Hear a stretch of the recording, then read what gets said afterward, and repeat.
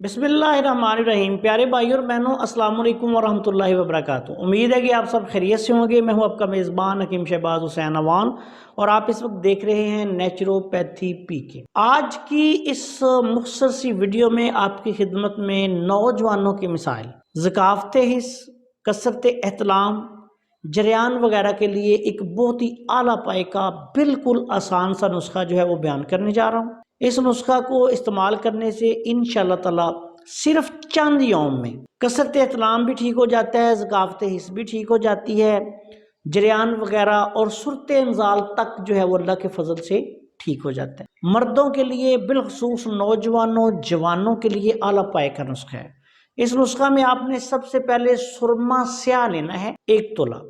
सुरमा स्याह 1 तोला लेके उसको अर्के गुलाब में कम से कम 1 दिन आपने खर्ल करना है। उसके बाद छिलका रेठे का छिलका लेके उसको बिल्कुल बारीक पीस लें और उसका पाउडर आपने लेना है 5 तोला। उसके बाद कनेर सफेद के खुश्क शुदा फूल ये आपने लेने हैं 10 तोला। अब इन तमाम अद्वियात को बिल्कुल बारीक पीस लेना है। इस नुस्खे की तैयारी का तरीका ये होता है कि पहले आप सुरमा को खर्ल करें 1 दिन अर्के गुलाब। उसके बाद फिर आपने क्या करना है कि रेठे का छिलका लेके उसका पाउडर बना लें, वो शामिल करें, इसमें रगड़ाई करें। उसके बाद गुल कनेर सफ़ेद जो है खुश्क पत्तियां लेके उनका पाउडर बनाएंगे, पाउडर 10 तोला वो डाल के फिर थोड़ा सा अर्के गुलाब शामिल करके इसकी रगड़ाई करें और चने के बराबर गोलियां बना लें, या आप अगर रगड़ाई नहीं कर सकते तो किसी हामन दस्ता में इसकी कुटाई कर लें।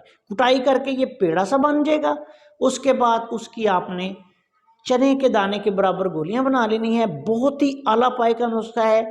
एक गोली जो है वो दिन में 3 दफ़ा, आम जो नौजवान हैं उनको आप दें, खाना खाने के बाद देनी है दूध के साथ। अल्लाह के फजल से 1 दिन में ही फ़ायदा शुरू हो जाता है। और जो ज़्यादा पुराने मरीज़ हैं, ज़्यादा उम्र के लोग हैं, उनको ये 2 गोलियां दिन में 3 दफ़ा दें। इंडिया से एक मेरे प्यारे भाई जो मेरे शागिर्द भी हैं और हमारे चैनल्स भी देखते हैं, वो मुझे बार बार फ़ोन कर रहे थे।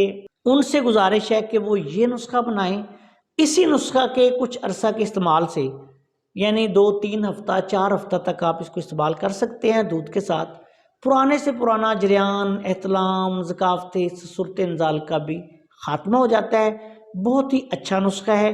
लेकिन एक बात याद रखें कि इस नुस्खा के इस्तेमाल के दौरान आप कोशिश ये करें कि कम अज़ कम जो है इस दवाई को दूध से इस्तेमाल करना है, दूध के बगैर इस दवाई को इस्तेमाल नहीं करना। और दवाई हमेशा जो है वो खाना खाने के बाद कोई आधा घंटा ठहर के फिर आपने दूध के साथ मरीज़ को खिलानी है।